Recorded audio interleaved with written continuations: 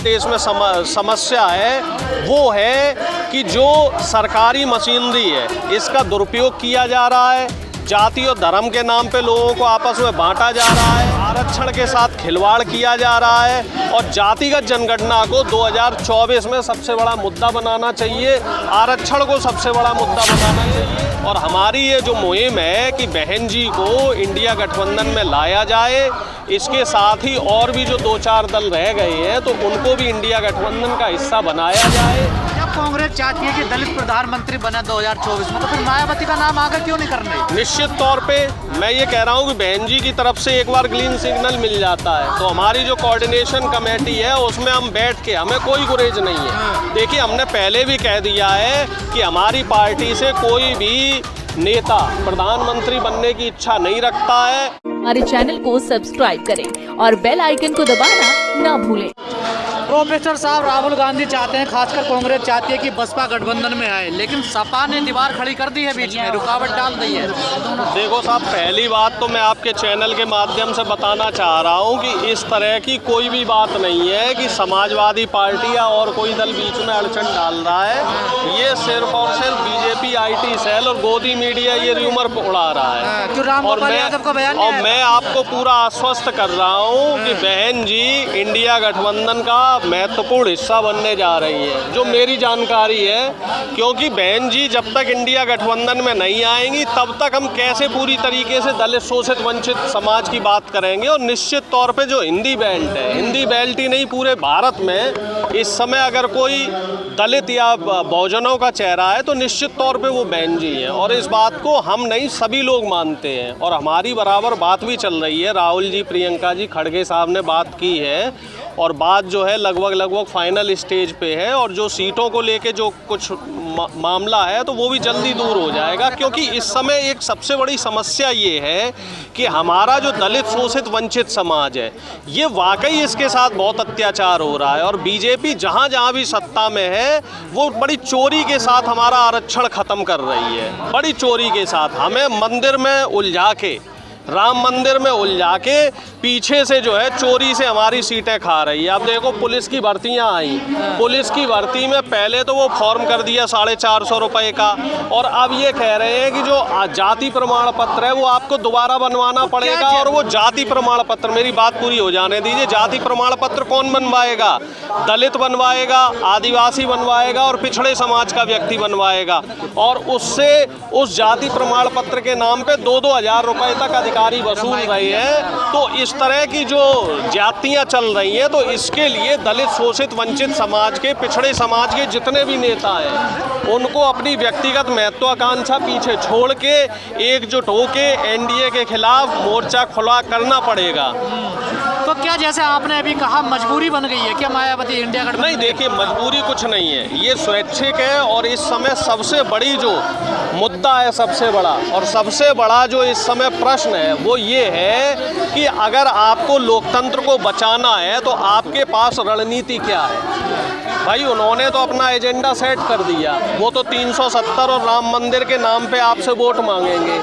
विपक्ष के पास क्या एजेंडा है? और जो मुझे समझ में आता है, जितनी मेरी अपनी समझ है, कि इस समय सबसे बड़ी जो हमारे देश में समस्या है वो है कि जो सरकारी मशीनरी है इसका दुरुपयोग किया जा रहा है, जाति और धर्म के नाम पे लोगों को आपस में बांटा जा रहा है, आरक्षण के साथ खिलवाड़ किया जा रहा है और जातिगत जनगणना को 2024 में सबसे बड़ा मुद्दा बनाना चाहिए, आरक्षण को सबसे बड़ा मुद्दा बनाना चाहिए।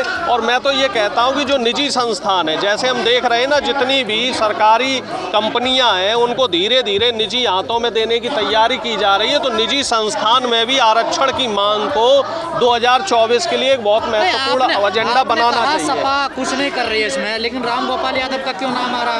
भाई देखिए, आज तक की पत्रकार जब उनसे मायावती को लेकर सवाल पूछती है तो वो डांट के मारते हैं। देखिए, अब ऐसा है जी कि जो प्रोफेसर साहब ने जो बयान दिया है, अब मैं उस पर कोई टिप्पणी नहीं करना चाहता हूँ।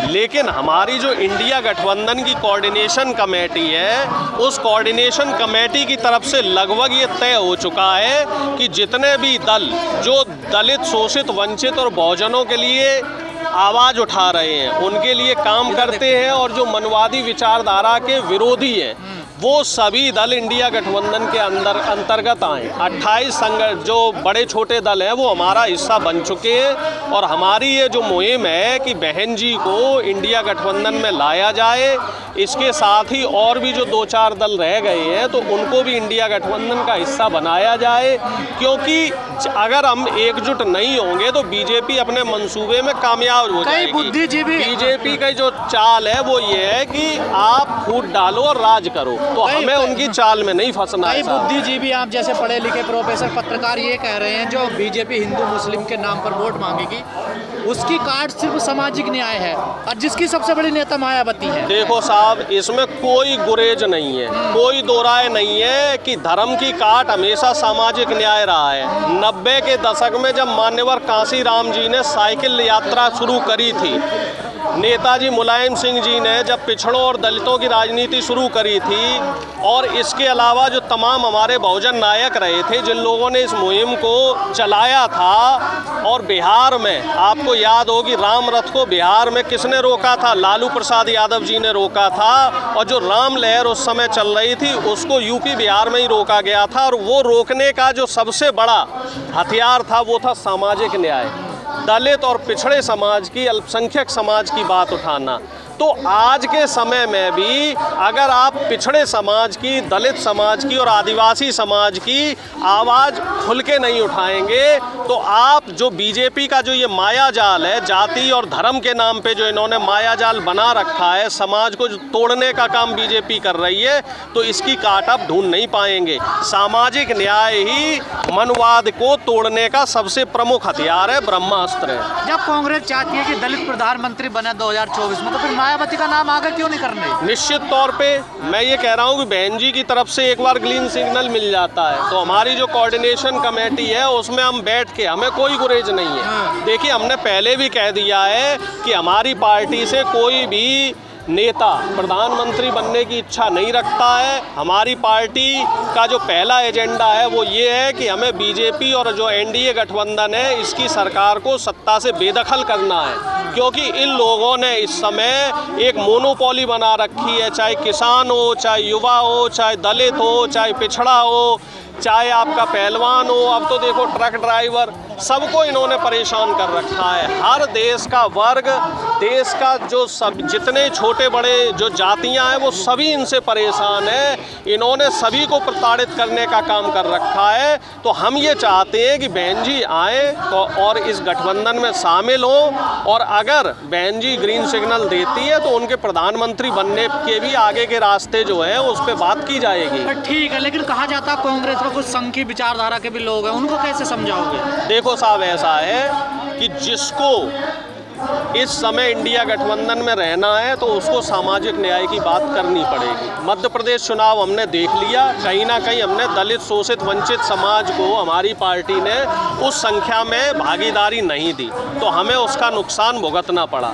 तो अगर हम सिर्फ कहेंगे और करेंगे नहीं, कथनी और करनी में फ़र्क नहीं रखना है। जो हमारा उदयपुर में संकल्प शिविर हुआ था तो उसमें ये तय किया गया था कि जनसंख्या के अनुपात में हिस्सेदारी दी जाएगी, और राहुल गांधी जी का भी यही नारा है कि जिसकी जितनी संख्या है उसको उतनी हिस्सेदारी देनी पड़ेगी, और अगर हम उस हिसाब से हिस्सेदारी नहीं देंगे तो निश्चित तौर में नुकसान होगा, क्योंकि ये जनता जनार्दन है, ये किसी के कहे में आने वाली नहीं है। जनता जनार्दन जो है वो प्रत्यक्ष देखती है, बातों में अब नहीं आती। तो क्या राहुल गांधी का दबदबा नहीं रहा कांग्रेस पार्टी नहीं, में? ऐसा नहीं है। अब राहुल गांधी जी की न्याय यात्रा शुरू हो रही है और राहुल गांधी जी का पूरा दबदबा है। और आप देखिए, मध्य प्रदेश की मैं बात कर रहा हूँ, चूंकि मैं मध्य प्रदेश देख रहा था, अब वहाँ पे एक पिछड़ा प्रदेश अध्यक्ष है, जीतू पटवारी जी को प्रदेश अध्यक्ष बनाया है, और एक आदिवासी समाज का व्यक्ति उमंग संगार जी को नेता प्रतिपक्ष बनाया है। और आप देख लीजिए। नहीं, अभी हम मध्य प्रदेश की बात कर रहे हैं। मैं मध्य प्रदेश देख रहा हूं तो मैं मध्य प्रदेश की बात बता रहा हूं आपको। छत्तीसगढ़ में भी देख लो, वहां भी अभी जो प्रदेश अध्यक्ष है वो आदिवासी समाज से है। और मैं आपको बता रहा हूं कि अगर हम सोशल जस्टिस पे काम करेंगे, सामाजिक न्याय पे काम करेंगे, तभी हमें सफलता मिल सकती है। और छत्तीसगढ़ में तो पिछड़ी जाति के हमने प्रभारी भी बनाए हुए हैं, और मैं ये मान के चलता हूँ और आप सब लोगों के माध्यम से बड़ी जिम्मेदारी से कह रहा हूँ कि अगर हम लोग मिलजुल के एक लाइन तय कर लें, एक लकीर खींच ले कि हमें सामाजिक न्याय पे ही काम करना है, सामाजिक न्याय पे ही बात करनी है, तभी हम 2024 में बीजेपी को पटखनी दे सकते हैं। और अगर हम उस सामाजिक न्याय की लाइन से भटक गए तो बीजेपी के पास जो है धर्म के नाम की एक अफीम है और वो उस अफीम को पूरे देश की जनता को चटवा देगी। और हम जैसे अपने आप को 2024 में 2014 में हमने अपने आप को ठगा महसूस किया था, उसी तरीके से जो हमारी गरीब शोषित वंचित जनता है वो 2024 में भी ठग जाएगी। अडानी अब देख लो, चोरी से एशिया का नंबर 1 का रईस हो गया। कल के आंकड़े देखो आप, एशिया में टॉप पे आ गए अडानी जी। छत्तीसगढ़ में जैसे ही सरकार गिरी कांग्रेस पार्टी की, हसदेव का पूरा जंगल फिर से उसकी कटाई शुरू हो गई।